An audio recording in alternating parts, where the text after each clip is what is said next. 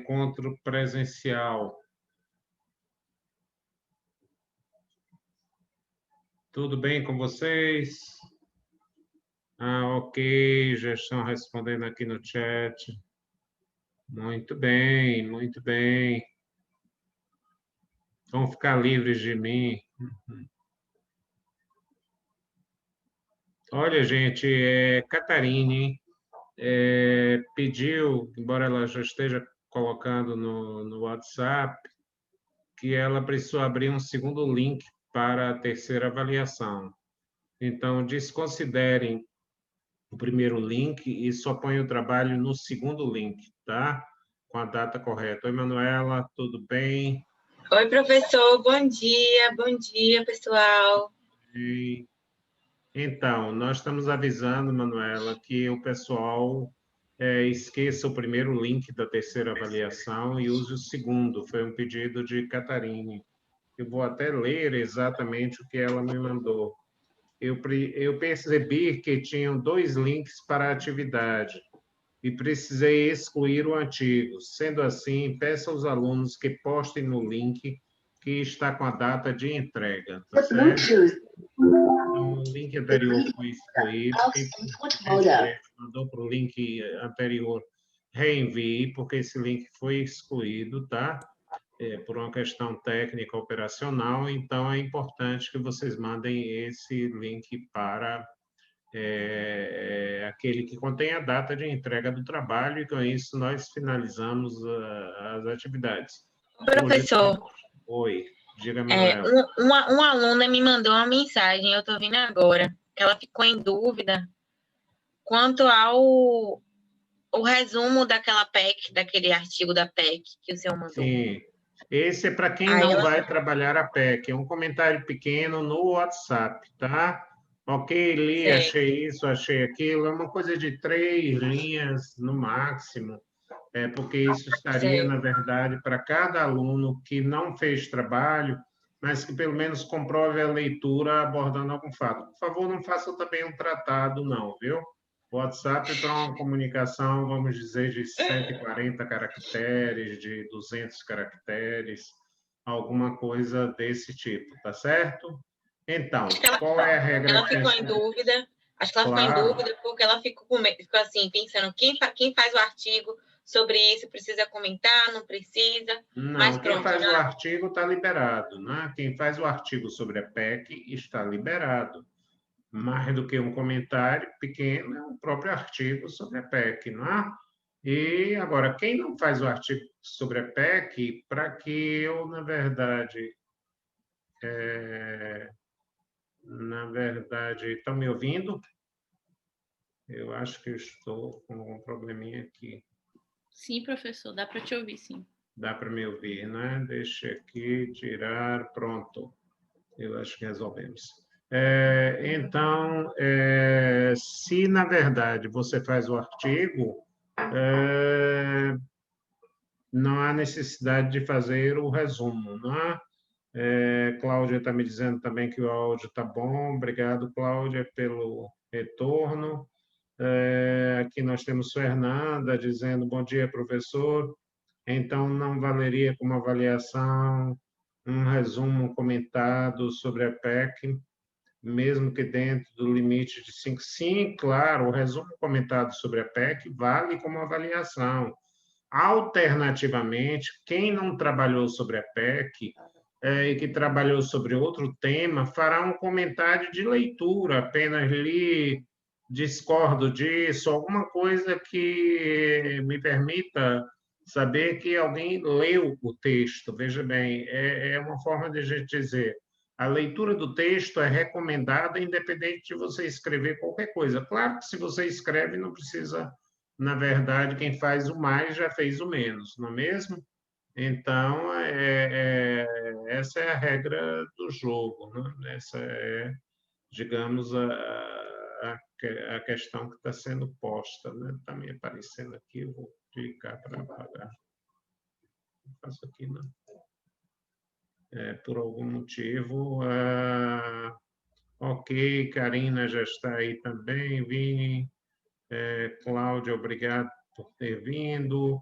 Cláudia é, assim, uma pessoa abnegada, porque ela já foi dispensada do tirocínio docente, mas fez questão de continuar conosco nessa trajetória, né? Isso é muito importante. Bom, e o que falar hoje nessa última aula? Eu abro um espaço para vocês para revisão. O Carlos Humberto acaba de chegar, ele está conectando o áudio, então não está me ouvindo e eu estou falando para ele, mas estou anunciando. O Cláudio Humberto já está aí. Então, eu vou, de qualquer modo, para não dizer que não falei de flores, como dizia o Geraldo Vandré, né? Dizer alguma coisa, porque eu acho que é um tema, sinceramente, que é muito de textos legais, sem muita avaliação crítica, que é a questão do servidor público. Então, vejam, só para dizer a vocês que o servidor público é aquele vinculado aos entes estatais, não aos paraestatais. Por exemplo, os Correios é uma empresa pública, mas eles, na verdade, têm, paradoxalmente, uma natureza de direito privado. É assim que está na Constituição, né, de que as empresas públicas têm personalidade de direito privado. Evidentemente que é uma péssima redação da Constituição Federal, né, porque ela deveria dizer as empresas estatais, né? Estatal não é igual a público, a gente já viu isso aqui no próprio curso, né? Mas vejam bem, servidor público serão os das autarquias, simplificando, e do poder centralizado. Então, o que é que vai caracterizar esses servidores? É um regime estatutário, não é um vínculo contratual com a administração. Eles se submetem ao jus imperium, ou seja, ao poder de império da administração pública. Então, as regras não são ditas para ele. É claro que ele conserva as garantias constitucionais, e algumas até maiores, por exemplo, a estabilidade no serviço público, etc. Então, como é que nós vamos saber o que é que um funcionário público tem direito? Vocês vão ver o elenco lá no artigo 7º da garantia dos trabalhadores em geral, ou seja, aqueles vinculados à CLT, a Consolidação da Lei de Trabalho, e vão ver um outro artigo, aplicam aos seus servidores públicos os dispositivos tais e tais e tais do artigo 7º.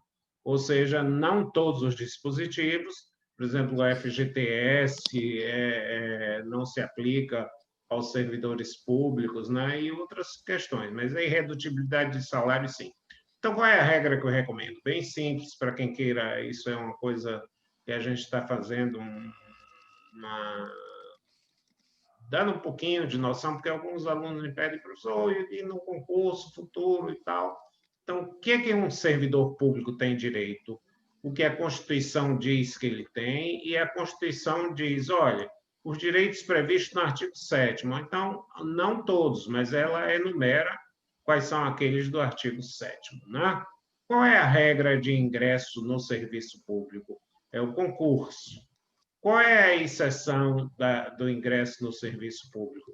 Os chamados cargos em comissão, sobre os quais eu falei na aula passada, aqueles cargos que têm uma missão que expõe legitimamente a administração a um grau de risco, que põe a administração num grau de risco e, portanto, que exigem uma alta dosagem de confiança e que essa dosagem de confiança ela se sobrepõe à própria regra generalizada do concurso. Isso também ocorre, por exemplo, com as compras públicas, que devem ser feitas por licitações, mas em algumas situações essa licitação não pode ser exigida. Por exemplo, na contratação de um advogado. Ninguém vai perguntar, não faz sentido você fazer uma licitação para saber quanto um advogado cobra, não é? Porque você vai ter uma gama variável e é preciso que você tenha confiança no advogado que vai patrocinar os interesses da administração sob sua responsabilidade. A mesma coisa o contador, a mesma coisa quando você quer uma obra de arte, de restauração em um museu, não faz sentido, nesses casos, você fazer esse paralelo, eu faço sempre entre a licitação e o concurso, né? Então, a regra é o concurso e a regra é a licitação. Mas no serviço público se abre uma exceção da qual e aproveite-se a exceção para alargá-la demasiadamente, para fugir-se à regra do concurso. Então, nós temos milhares de cargos em comissão no âmbito do governo federal, no âmbito do governo municipal e até no âmbito do governo federal. O Supremo Tribunal Federal já tem declarado que não se pode tornar cargos em comissão, quaisquer cargos, porque há um chamado conceito duro, um hard concept, um conceito duro na Constituição, quer dizer, que não tem plasticidade, mesmo sendo um conceito indeterminado, que diz os cargos em comissão, assim declarados em lei, ou seja, eles precisam ser em comissão e a lei é declaratória, não é constitutiva. Ou seja, a lei, na verdade, ela não cria cargos em comissão, ela reconhece que tal cargo tem uma missão relevante e com um grau de fidúcia, de confiança muito importante, e a partir daí ela dispensa o concurso, mas é preciso previamente, eu não posso transformar, esse foi um caso apreciado pelo tribunal, eu não posso transformar um cargo de motorista em cargo em comissão. Sim, mas Celso, você disse que não é aquele que expõe a administração a risco. Se o motorista andar em alta velocidade, vai expor e vai bater o carro da administração. Mas não é esse risco ao qual eu me refiro. É um risco que ele deve correr, que ele tem que correr. Por exemplo, um membro do Copom, quando vai fixar a taxa Selic, ou seja, a taxa básica para que os bancos emprestem dinheiro ao governo, ele expõe o país a um risco muito grande, mas alguém tem que correr risco, né? Alguém tem que, na verdade, correr um risco para a administração, quando se adota essa ou aquela política econômica. Convenhamos que não é fácil a opção, e só em cada caso, entre o lockdown, que gera uma forte abalo na economia, gerando mortes também, e o próprio coronavírus, né? Então, essa decisão exige alguém com um grau de confiança muito grande, o que não quer dizer submissão, né? Nós precisamos ter órgãos com um grau técnico de independência também, né? Mas a possibilidade de que eles sejam demissíveis sem uma explicitação de motivos, né? Então, os servidores têm regras que normalmente são postas, vocês vão encontrar no Estatuto dos Servidores Civis da União, no Estatuto dos Servidores do Estado, e, no meu modo de ver, não são, digamos assim, não importam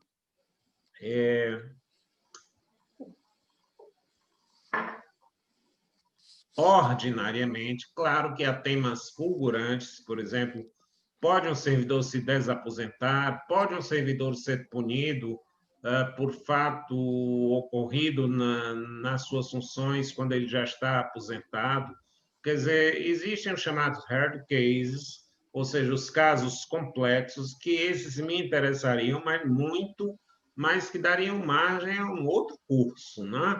Quer dizer, se nós fôssemos estudar a situação dos servidores públicos com o grau de profundidade que ela merece, não seria em uma aula, nem seria em um pequeno capítulo do programa, não é isso? Na verdade, eu vou estar com uma disciplina no semestre que vem, mas acho que vocês vão ter administrativo 2, se eu pudesse eu reduziria o pré-requisito, porque são temas aprofundados de direito administrativo.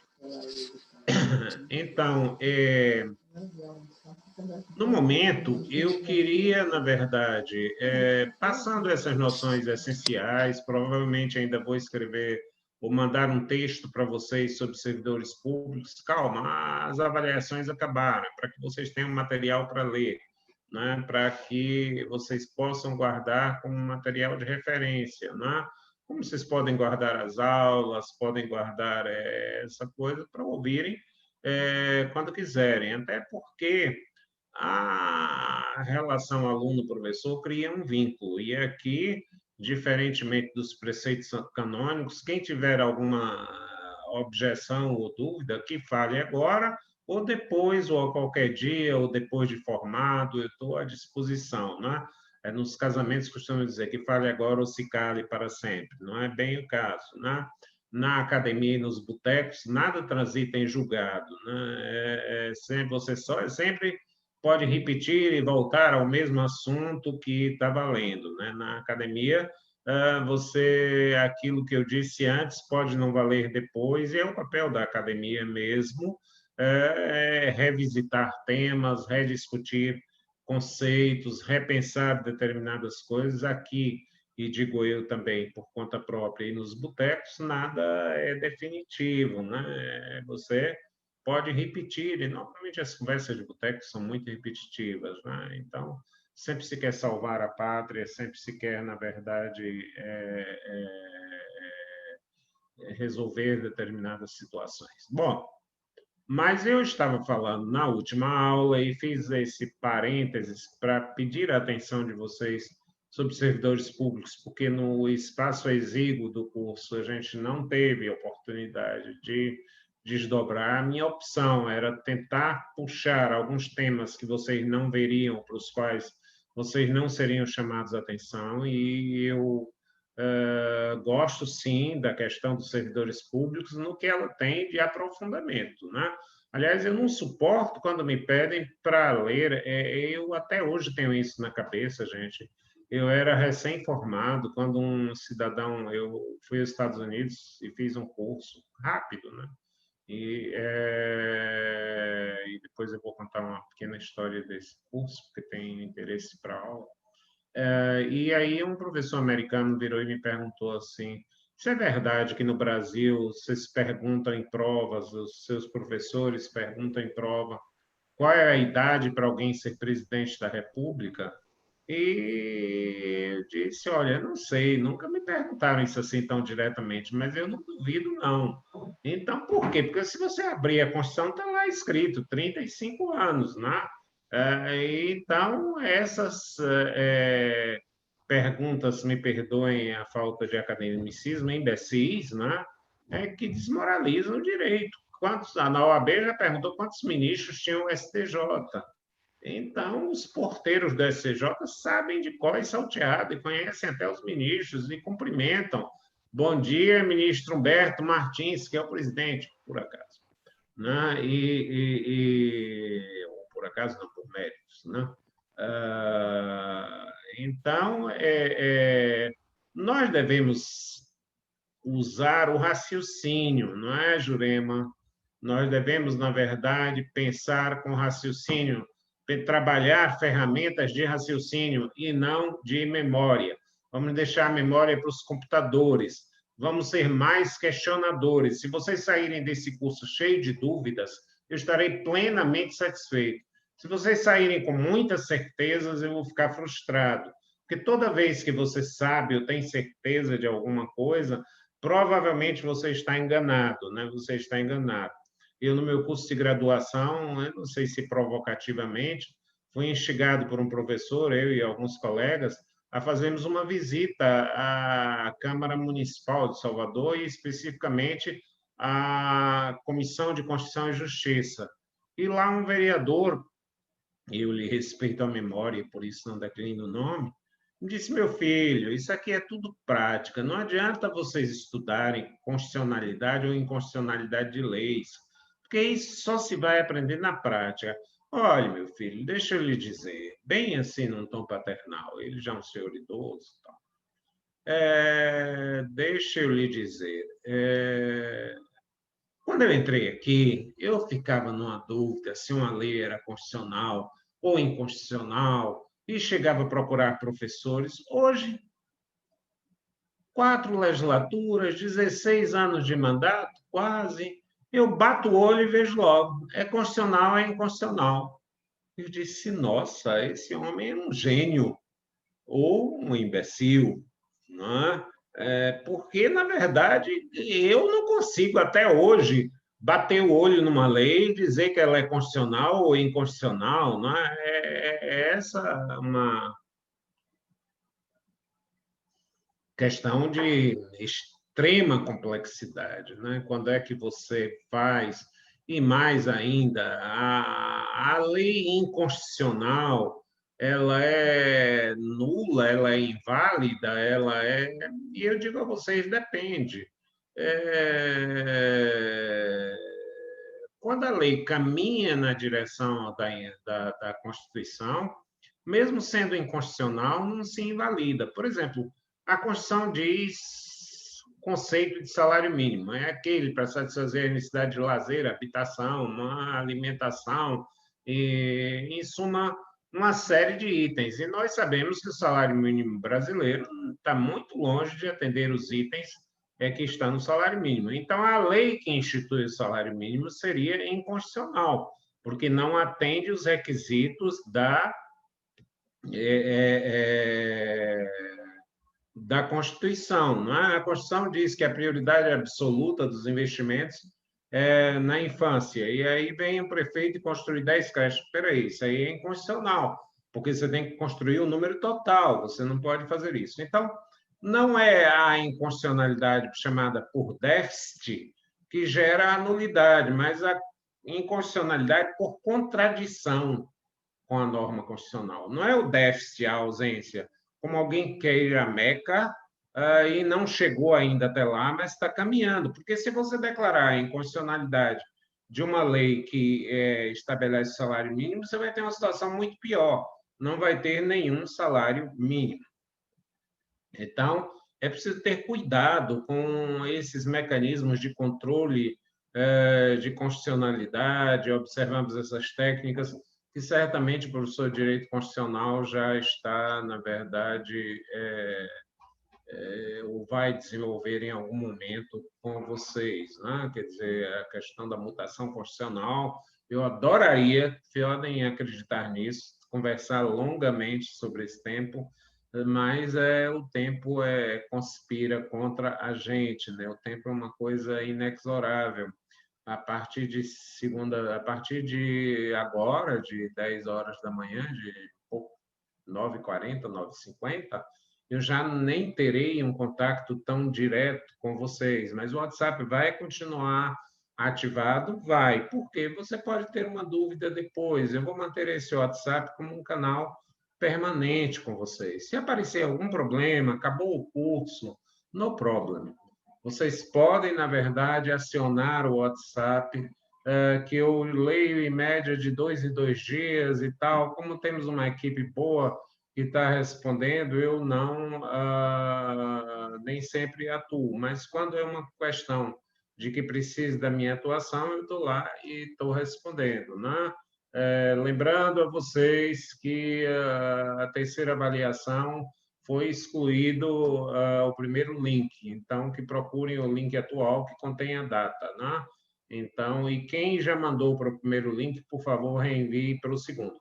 Todas as notas da segunda avaliação já se encontram nos seus históricos, tá certo? Então, vocês podem acessar e que já terão as notas da avaliação. Né? Nós consideramos nessa segunda avaliação, como ponto importante, a contribuição pessoal de cada estudante no fichamento dos temas. Bom, eu estava falando na última aula de conceitos indeterminados e do quanto eles são distintos da discricionariedade. Eu sei que esse é um tema extremamente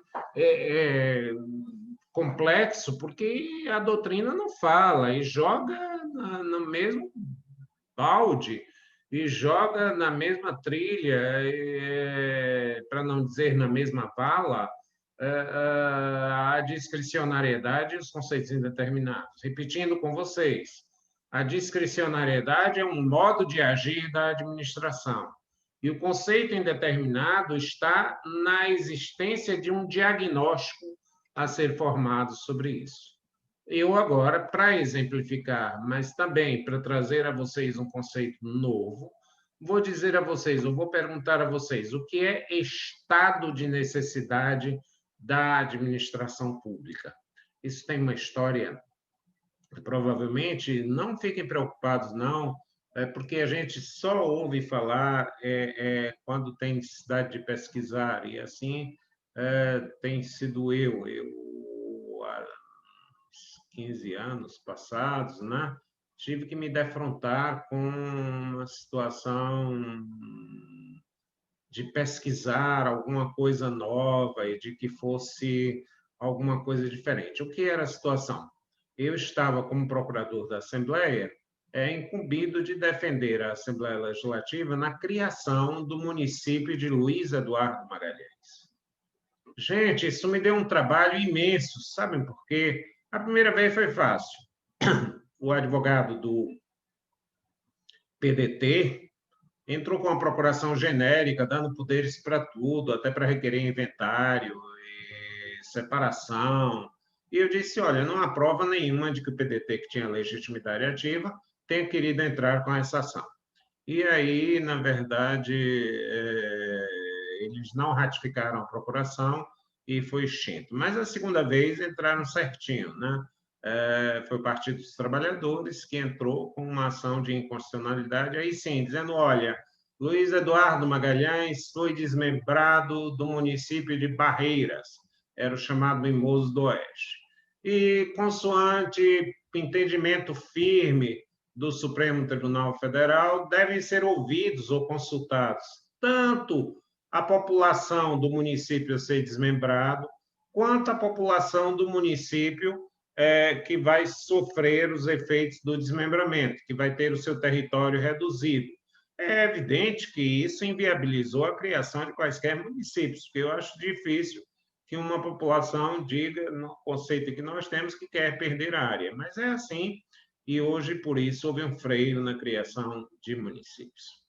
E aí, na verdade, só que com essas demandas já se tinham passado 6 anos do município instalado, até que o Supremo resolveu julgar a nossa ação, entrou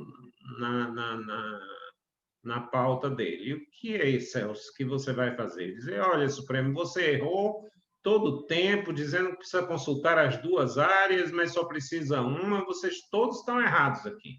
E eu estou certo, a lei é constitucional. E o Supremo já tinha dito há 3 meses, gente, que a lei que desmembrava um município no Rio Grande do Sul, eu não estou lembrado agora qual é o município, era inconstitucional por esses mesmos motivos. Tinha 3 meses que o Supremo, por unanimidade, disse que era inconstitucional. E eu consegui o que queria, o município está aí. Como, Celso? Como? Estudando. O que é que eu comecei a dizer? Olha, senhores ministros, a lei é inconstitucional, sim. A lei é inconstitucional. Mas acontece que há aqui um estado de necessidade dessa lei. Essa lei não pode mais sair do mundo jurídico, porque o município se desenvolveu de tal modo que indústrias foram para lá, mediante regimes de isenção fiscal, que contratos internacionais foram feitos. Ela tem hoje um aeroporto. Aí eu embelezei a cidade inteira, parecendo guia turístico, né? Aí eu disse, a cidade tem hospitais, não sei quantos médicos, já tem até juiz, etc. Parecia que era um guia turístico. Condomínios, por que nós vamos agora tornar sem efeito essa norma constitucional? E o pessoal me olhava, e eu digo, eu não estou falando de nenhuma novidade. Na Áustria, havia uma lei que dizia o número de deputados federais. Acontece que a Constituição austríaca não deu esse espaço todo à lei. Disse região tal, de 8 a 12. Então, a lei tinha que ficar, no mínimo, com 8 e, no máximo, com 12. Região tal, de 5 a 9. Ela poderia, sim, dizer quantos deputados tinha, mas um mínimo de 5 e um máximo de 9. E o que é que a lei federal fez? Não deu a mínima para a Constituição. Onde era de 8 a 12, ela botava 15, onde era de 5 a 9, ela botava 4. Deu a louca no legislador austríaco, e eles resolveram desprezar a Constituição. E aí a matéria foi para a Suprema Corte da Áustria. E esse foi o primeiro precedente que eu me agarrei. E a Suprema Corte da Áustria disse, olha, infelizmente, temos que reconhecer a inconstitucionalidade sem pronúncia de nulidade, porque há uma absoluta necessidade de manter essa lei, porque senão quem vai fazer a nova lei que se adapte à própria Constituição? Se eu dissolver o parlamento, acolher a inconstitucionalidade dessa lei seria eu dissolver o parlamento. com gravíssimas consequências, né? Para produzir uma eleição, pior agora, sem saber quais são os critérios. De 8 a 12, vamos ter 8 ou vamos ter 12? Ou eu vou mandar esse parlamento, pelo menos, olha, vocês vão ser caçados, mas primeiro façam a lei, depois eu caço vocês. Então, isso seria uma aberração.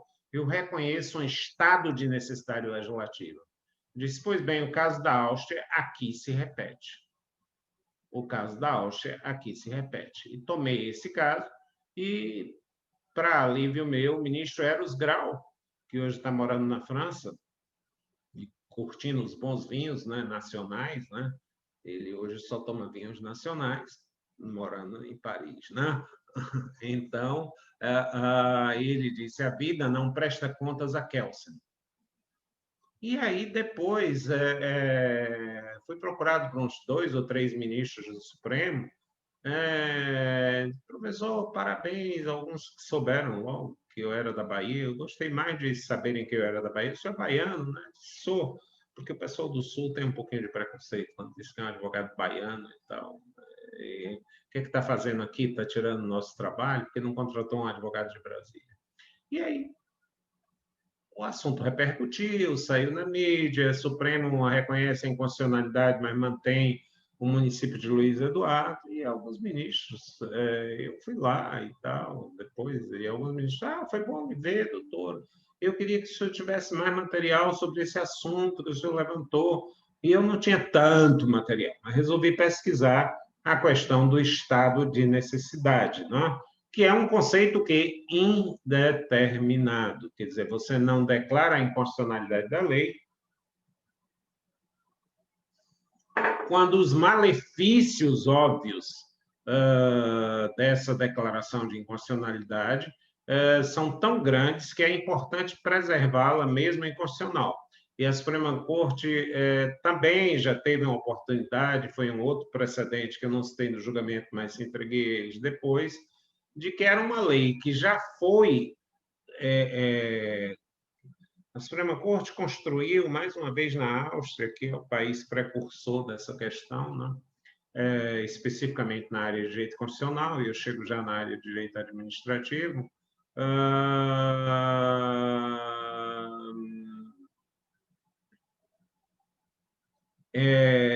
Havia o seguinte, havia uma lei da Previdência Social que dizia que as mulheres receberiam uma pensão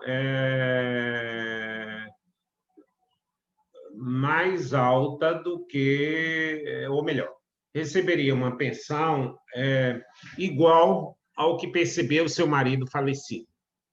E essa mesma lei dizia o seguinte, os maridos viúvos terão igual direito se, entretanto, demonstrarem que dependiam de suas mulheres em vida. Dependiam de suas mulheres em vida. Passou-se muito tempo, em 1966, 67 ou 68, nessa faixa, na década de 60, é assim que a gente fala quando não sabe as datas, né?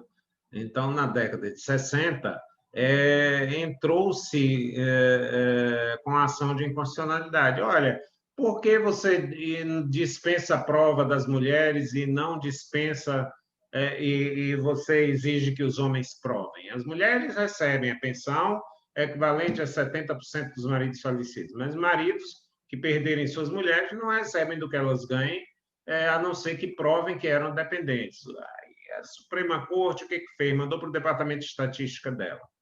E o Departamento de Estatística disse, quando essa lei foi criada, em 1910, as mulheres não ocupavam o mercado de trabalho, então eram presumidamente dependentes me deem só um segundinho aqui. Só um segundito, é um assunto um pouquinho. Okay. Então, ela disse, aí a Suprema Corte recomendou ao Departamento de Estatística que trouxesse resultados, o Departamento de Estatística disse o seguinte, olha, até a Guerra Mundial, até a Segunda Guerra Mundial, o número de mulheres no mercado era desprezível, mas hoje já representa 38%. e a Suprema Corte disse, olha, essa lei está em trânsito para a inconstitucionalidade, está a caminho da inconstitucionalidade. Eu concedo ao legislador o prazo de 1 ano, é algo parecido com o estado de necessidade, eu concedo ao legislador o prazo de 1 ano para que a reformule, exigindo de ambas as partes ou dispensando dos dois, né? Exigindo de ambas as partes ou efetivamente dispensando dos dois. E então se começou a construir o estado de necessidade da lei, que, na verdade, passa a ser alguma situação que vai superar a própria estrita constitucionalidade, a própria legalidade que vai ser ferida. Vejam, os romanos já diziam salus populi suprema lex, ou seja, a salvação do povo, a saúde do povo, numa tradução mais livre, salus populi suprema lex, ou seja, é a lei suprema, a saúde do povo é a lei suprema.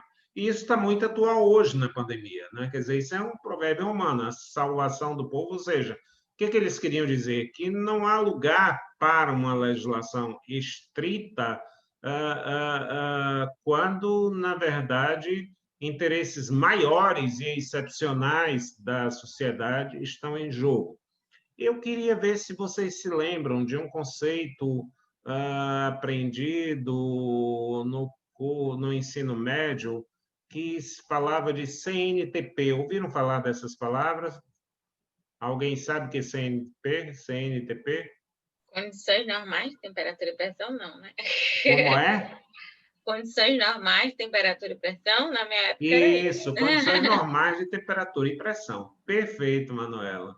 As condições normais de temperatura e pressão é aquela em que você pode, na verdade, fazer os seus experimentos. Então, você diz, o ferro se dilata ao calor, os metais se dilatam ao calor nas condições normais de temperatura e pressão. Então, as afirmações das ciências naturais são feitas sempre na CNTP, nas condições normais de temperatura e pressão. Então, também nós temos que entender que as leis só se aplicam em sistema de plena normalidade, né? As leis, do ponto de vista do seu cumprimento, só se aplicam no sistema de legalidade. Talvez até nós não nos demos conta, mas vejam o seguinte, dar contramão é infração grave de trânsito. Ultrapassar um sinal é infração grave de trânsito. Exceder os limites de velocidade é infração grave de trânsito. E se for uma ambulância dando socorro a um paciente, não é infração nem grave, nem leve. É dever da administração infringir a norma, porque ela está o quê? Fora da CNTP. Ela está fora das condições normais de temperatura e pressão. Ou seja, ela está habitando, e esse um dos pressupostos do estado de necessidade, de que haja situações com um grau de excepcionalidade muito grande para você também justificar, de acordo com esse grau de excepcionalidade, a providência que é cabível em determinados momentos, não é? Eu defendi, de certa feita, um governador do Rio de Janeiro, e com a consciência muito tranquila, porque ele ocupou, no período das férias, diga-se de passagem, escolas do Rio de Janeiro, para abrigar moradores que perderam suas casas devido a desabamentos de chuvas, decorrentes de chuvas. E eu disse, olha, as escolas estão de férias, eu sei que a destinação de uma escola não é feita para abrigar moradores, eu sei também que com a retirada disso, que já tinha acontecido com a ação que foi proposta, houve danos, houve prejuízo para o erário, mas o que um governador faria nessa situação? Tinha que dar um teto para essas pessoas. O que ele fez? As escolas estavam todas em férias, era um período de dezembro ou alguma coisa assim, onde até março ele teria que arranjar uma solução. Mas naquele momento pareceu à equipe, como parecia a mim, que a solução era mais adequada. Então ele estava usando a figura do estado de necessidade, ele estava usando a figura do estado de necessidade. Eu, aliás, sem nenhum partidarismo, gente, vocês já viram aqui que eu jogo posições de outro tipo. Conversando com os mais brilhantes advogados que eu conheço, José Eduardo Cardoso. José Eduardo Cardoso tornou-se popular, não conhecido nos meios jurídicos, eu já o conhecia, porque fez a defesa da ex-presidente Dilma Rousseff. E conversando com ele, obviamente, vocês sabem que ele não foi sucedido, havia uma questão jurídica e política que eu não vou entrar no mérito, e eu conversando, disse, Eduardo, eu achei excelente, assisti todas as suas coisas, agora eu senti falta da discussão de estado de necessidade. Ele disse, como assim? Eu, olha, veja bem, a sua tese toda era de que a ex-presidente Dilma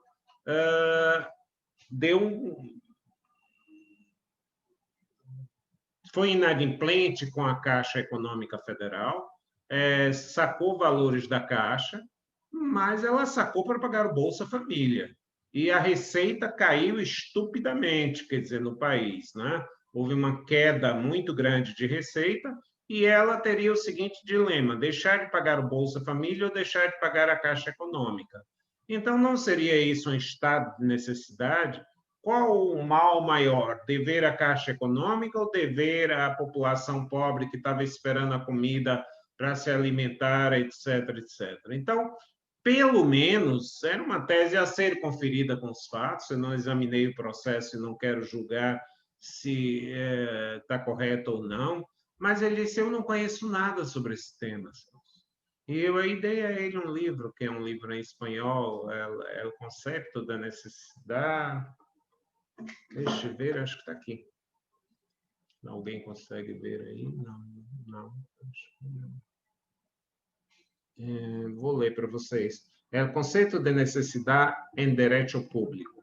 Não? Então, esse é um conceito indeterminado, e vejam que, quando eu falei aquilo, não foi, mas que pode resolver uma série de problemas. Uma série de problemas. Eu tive, por exemplo, a situação para tentar fazer um seguro de incêndio para a faculdade, de doar 6 botijões de gás, porque seguradora nenhuma queria fazer um seguro. Ninguém queria fazer o seguro, e a universidade não queria receber de volta os botijões de gás, porque não tinha espaço, só daí a 6 meses. Ou eu ficava sem fazer o seguro da faculdade, ou eu dava uma destinação e tirava os botijões de lá, porque ninguém queria fazer, porque era um risco. Eu fui à cantina e disse, olha, eu vou dar a vocês micro-ondas e vocês me devolvem os botijões de gás. Está ótimo, professor, maravilha, para a gente é até melhor e tal. E aí, meu problema que eu pensava resolvido não estava. Eles me mandaram um e-mail muito gentil, mas dizendo que a universidade ia procurar alugar um novo depósito, porque o atual já não cabia mais nada. E que a previsão disso, com licitações, etc., seria de um mínimo de 6 meses. Digo, tá, e se ocorrer um incêndio, eu assumo essa responsabilidade. Não. O que eu fiz? Liguei para a irmã Dulce, vocês querem botijão de gás? Não queremos. Eu digo, então levem. E me deram um recibo, eu fiz um processo e disse que havia um estado de necessidade da administração pública e que, infelizmente, não sei se entenderam, mas nunca mexeram nesse assunto, né? Nunca mexeram nesse assunto.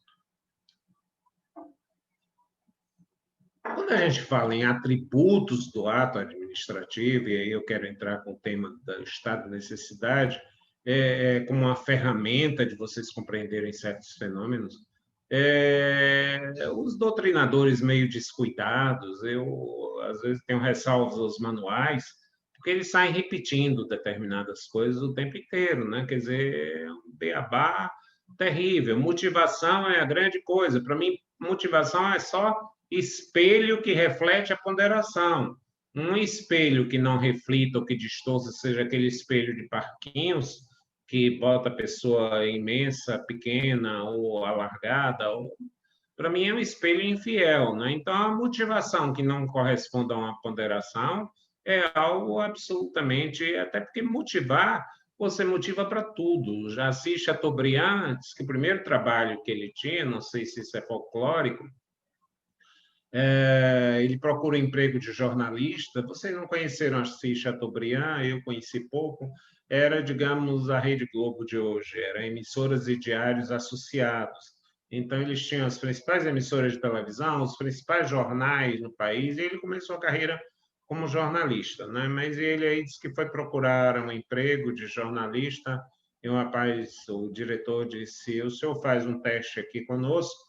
Aí ele disse: escreva sobre Jesus Cristo. E ele aí diz: contra ou a favor? O senhor está contratado. O senhor não precisa mais fazer teste nenhum.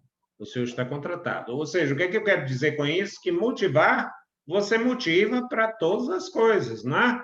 Então, faça uma motivação sobre o dinheiro. Você vai fazer a favor ou contra? Se eu quiser a favor, eu vou dizer: o dinheiro permite realizar obras, permite fazer isso, permite uma distribuição. Ah, faça contra. O dinheiro gera brigas, gera conflitos, gera quebra de ética, tudo pelo dinheiro, gera um mundo. Então, motivar não tem absolutamente nada. Ponderar, sim, e motivar depois, como resultado de uma ponderação e de uma operação lógica, onde eu coloquei os prós e os contras. Gente, está complicada a aula, está bem para vocês? Eu, às vezes, sou um pouquinho técnico nessas situações. Eu queria ouvir algum comentário aqui no chat para a gente saber como é que está o nível de percepção, com franqueza, porque às vezes a gente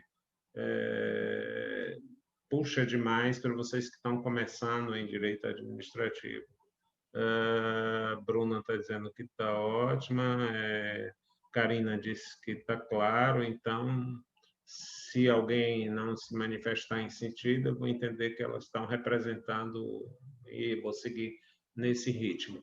Então, vejam, os conceitos indeterminados, eles têm uma valia. Porque, por exemplo, você diz o ato administrativo, quais são os atributos dele? Presunção de legitimidade, imperatividade, autoexecutoriedade. Eu vou deixar a presunção de legitimidade, que faz parecer ou faz perceber que os atos administrativos se presumem legítimos até que você os questione, está tudo bem, etc, etc. Né? A imperatividade, eu já faço ressalvas, porque hoje nós temos uma administração muito negocial, uma administração muito consensual, onde determinadas práticas não exigem o império. Por exemplo, os contratos administrativos podem ser consensualizados, etc., ou devem ser consensualizados. A arbitragem hoje na administração pública. Então, precisaria de uma releitura da atividade. Agora, a autoexecutoriedade, aí muita gente diz, a administração pode executar suas próprias decisões sem ir ao Poder Judiciário. Opa, isso é a autoexecutoriedade. Será que é assim mesmo? E aí eu volto àquela velha aula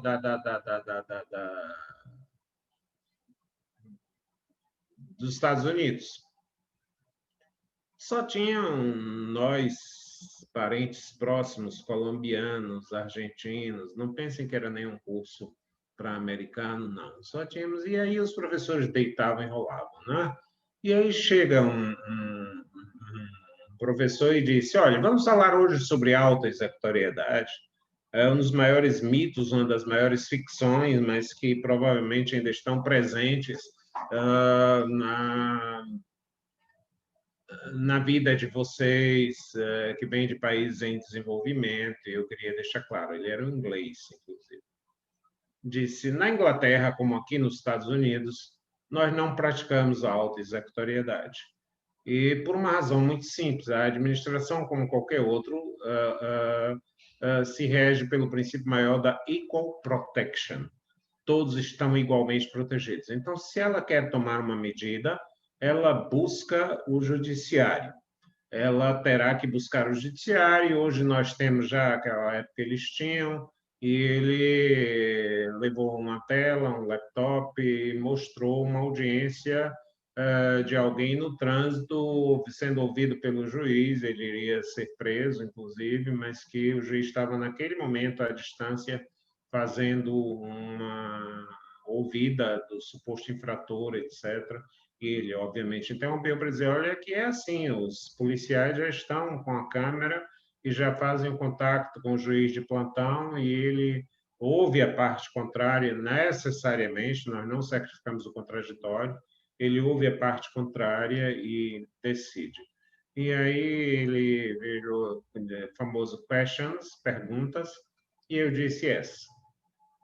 E aí me levantei, ele mandou ir lá para falar para todo mundo, eu disse, professor, eu quero registrar minha imensa satisfação com essa aula, e é uma satisfação institucional, pelo que eu aprendi de novo, quando meu país se cuida de auto-executoriedade, sim, e eu aprendi isso, mas vejo que o senhor tem toda a razão. Mas devo lhe dizer que a minha alegria é um pouco pessoal, e vou lhe explicar. Para que eu pudesse chegar a tempo, eu aluguei um carro por essa temporada que estou aqui nos Estados Unidos, para poder vir aqui à Universidade de Flórida. E hoje, por acaso, eu cheguei um pouco tarde e já não tinha vaga no estacionamento que eu sempre colocava, e eu não me vi meio constrangido na alternativa de colocar o meu carro em frente da entrada de emergência do hospital universitário. E eu imaginei logo que o meu carro, como aconteceria no Brasil, seria removido do local. Eu evitei usar a palavra rebocado, porque eles não poderiam ser conhecidos. Seria removido. Mas como o senhor me disse que aqui não há auto-executoriedade, que está garantido o direito de defesa, eu vejo que não poderei, não sofrerei nenhum risco, eu devo me dirigir, então, a buscar o meu carro, né? É claro que os fatos não eram corretos, era só uma hipótese absurda que eu estava construindo, você deixar um carro na frente de um hospital de emergência. Eu digo, como é que, se eles não têm auto-executoriedade, a hora que eles descobrirem, vão procurar um juiz, em vez de possibilitarem o acesso de pacientes, ele só fez me responder, disse, o senhor está convidado a não voltar às minhas aulas. Só isso. Por quê? Porque a auto-executoriedade, lá como aqui, existe sim, desde que haja estado de necessidade. Para que a administração não vá ao judiciário, é preciso que ela esteja em estado de necessidade.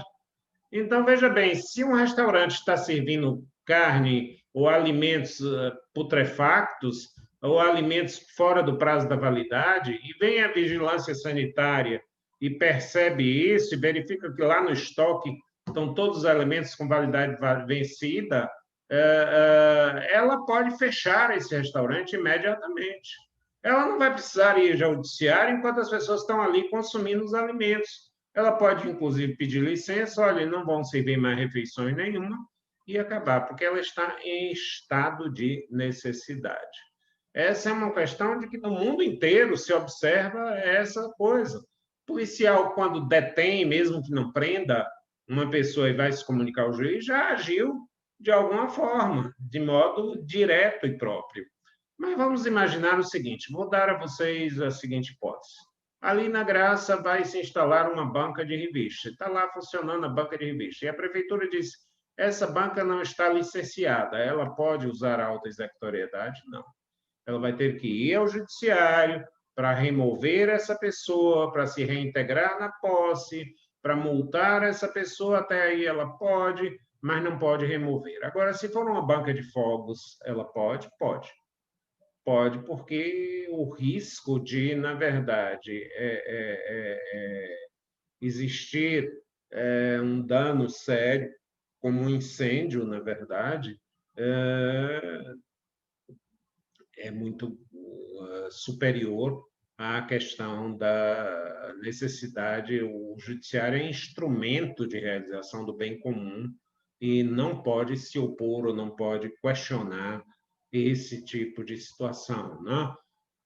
Uma vez eu recebi, estava fazendo as obras do auditório da faculdade, e havia uma rachadura imensa no teto, com risco de desabamento, e eu estava com laudo. E aí, nas horas de aula, estava realmente um barulho muito grande. E um aluno, um coitado, que depois veio a adoecer seriamente, fez uma representação ao Ministério Público, e o Ministério Público me deu para que, de imediato, eu paralisasse as obras. E eu aí liguei para o procurador, que tinha sido meu aluno, inclusive, e eu digo, olha, fulano, eu não vou poder cumprir essa decisão, porque a responsabilidade é minha. Eu tenho um laudo aqui de um engenheiro estruturalista da universidade dizendo que essa laje corre um risco de desabamento. Ah, e por que você não avisou a comunidade? Para não gerar pânico. Para não gerar pânico. E o que é que eu mandei? Que ele trabalhasse 24 horas, mesmo nos horários de aula. Mas eu não podia gerar um pânico, porque as pessoas poderiam. Ele disse: não, não há possibilidade de ela afetar outras áreas. Ela vai desabar concentradamente dentro. Eu interditei, evidentemente, a passagem no local e agilizei a todo custo as obras de manhã, de tarde, de noite, para poder concluir, pelo menos na fase de risco. Então, na verdade, havia uma auto-executoriedade que se contrapôs à própria recomendação do Ministério Público. Eu disse, para minha tranquilidade e sua, vamos obter uma decisão judicial. Você diz que eu estou descumprindo, eu digo por que estou descumprindo, e fazemos esse tipo de coisa. Né? Então, o estado de necessidade é um estado de onde você pode, na verdade, tomar medidas excepcionais. Eu não localizei, mas tem notícia de um caso de um diretor de zoológico na Espanha que tinha verba para a reforma do prédio, mas os animais ficaram sem alimentos. Ele aí usou a verba de reforma para alimentar os animais. Havia, evidentemente, um estado de necessidade.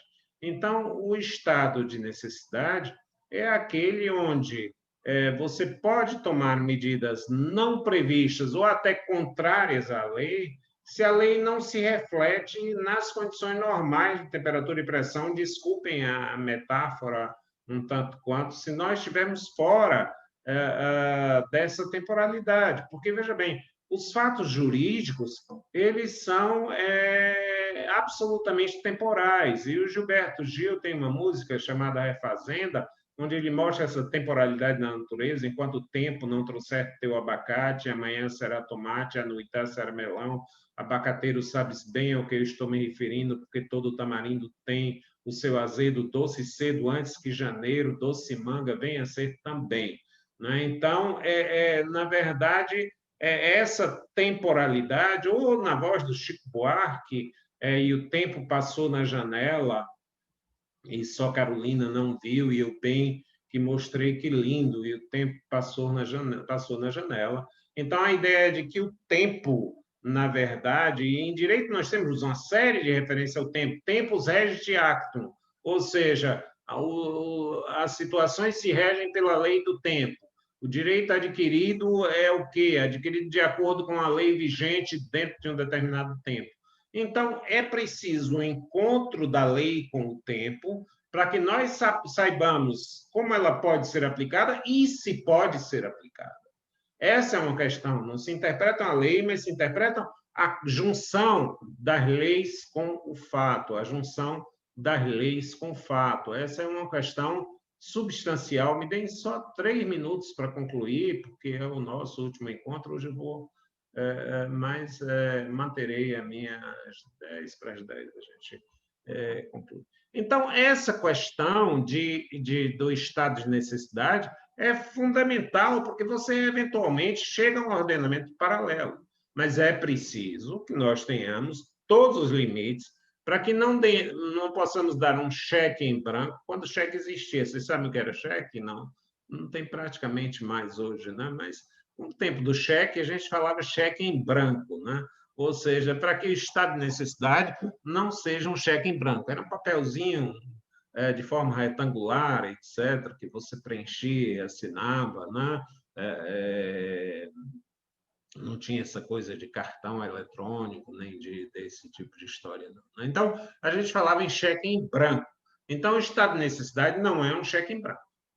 Ele precisa que nós tenhamos diante de uma excepcionalidade, e que a medida para restaurar o bem comum do povo, numa expressão genérica, é excepcional e que, como diria Vinícius, que não dure para sempre, posto que é chama, mas que seja infinita enquanto dure. Ou seja, de que a medida tenha uma duração não eterna, mas sim necessária a suprir essa questão. Olha que frase bonita do Vinícius, que não dure para sempre, posto que é chama, mas que seja infinito enquanto dure.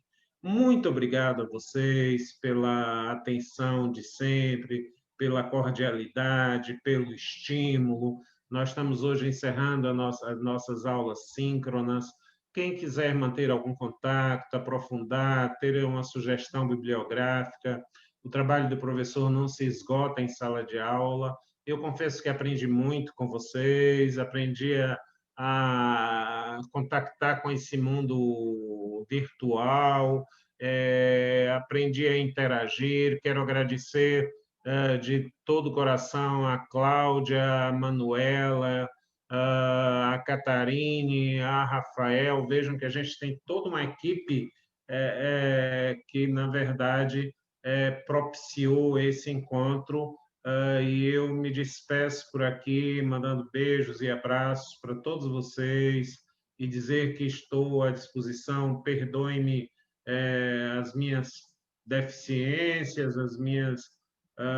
o não terem chegado a essa coisa. Tentei dar a vocês o melhor do que eu podia, tentei não ser como a música do Chico Buarque, do cotidiano, todo dia ele faz tudo sempre igual, me sacode às 6 horas da manhã, me sorria um sorriso pontual e que me dera, que me beijasse com a boca de hortelã. Né?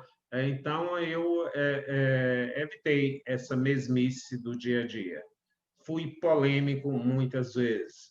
Trouxe coisas que não derivam exatamente da minha certeza, mas muito mais da minha coragem de usar, que é o que se quer na academia. Vocês que estão na área do direito, como em qualquer outra área, precisam fazer a diferença. Não acreditem que aqui seja uma igreja onde o pastor, na verdade, embora eu seja um homem de fé, seja cristão, mas as perspectivas são diferentes. Aqui não é um pastor que vai dizer alguma coisa para que vocês respondam amém. Aqui é uma casa onde nós vamos semear a dúvida, porque a dúvida, na verdade, é o motor ou é o dínamo do conhecimento. Muito obrigado e até uma próxima oportunidade. Valeu. Professor, eu queria só dar licença para te agradecer muito. Foi uma experiência incrível para mim como monitora e eu que já vou me formar, né, semestre que vem. Não poderia ter concluído o meu curso de graduação em Direito, né, de melhor forma. Inclusive, vocês que não estão, né, no meio do caminho, se tiveram a oportunidade de serem monitora, o professor Celso, inclusive, que maravilha, foi muito enriquecedor. Eu aprendi todas as aulas, me senti como uma aluna, mais do que como uma monitora, me auxiliou ainda mais, né, para o meu tema de conclusão de curso. E eu que já amava direito administrativo, agora amo mais ainda. Muito obrigada, professor, por tudo. Eu só fiz que maravilha, Manuela. A inteiro. sua ajuda foi fundamental em todos os momentos, foi uma participação efetiva. A Manuela foi selecionada num processo duro, com 12 ou 13 concorrentes, eu não sei, um número muito grande. Eu não conhecia ainda, não pude vê-la pessoalmente, né? Não tínhamos ainda, mas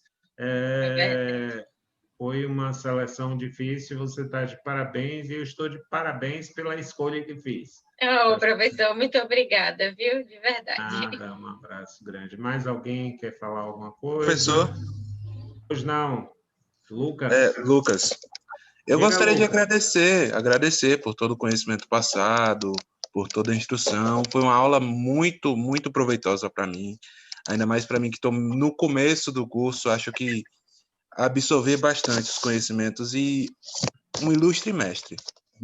se tornou uma inspiração para mim, o senhor, professor. Muito Ô, obrigado. Lucas, ouvir isso é tão gratificante, não é? É tão bonito a gente ouvir essa coisa, né? Não tem nada que pague esse tipo de coisa. Eu já poderia estar fora da universidade, mas essas aulas me alimentam, né? Essas aulas, na verdade, me revitalizam, né? Muito obrigado. Eu que agradeço. Cláudia queria falar? Acho que Professor, também gostaria de agradecer. Consegue me ouvir? Gostaria de agradecer pela oportunidade. Foi uma alegria estar aqui toda segunda-feira.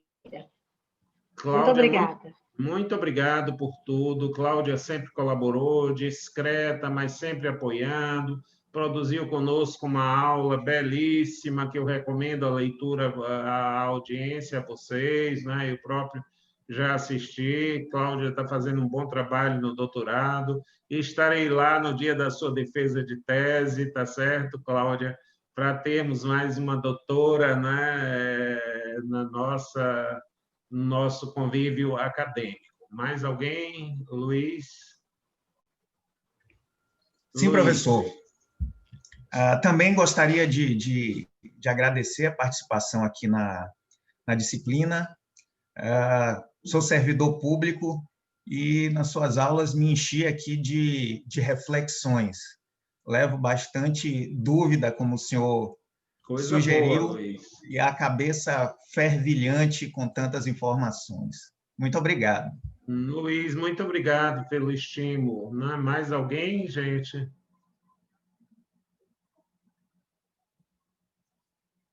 Mais alguém queria? Tem alguma coisa aqui no chat? Tauana, obrigada, professor. Suas aulas foram enriquecedoras. Obrigado, Tauana. Alguém mais quer se manifestar?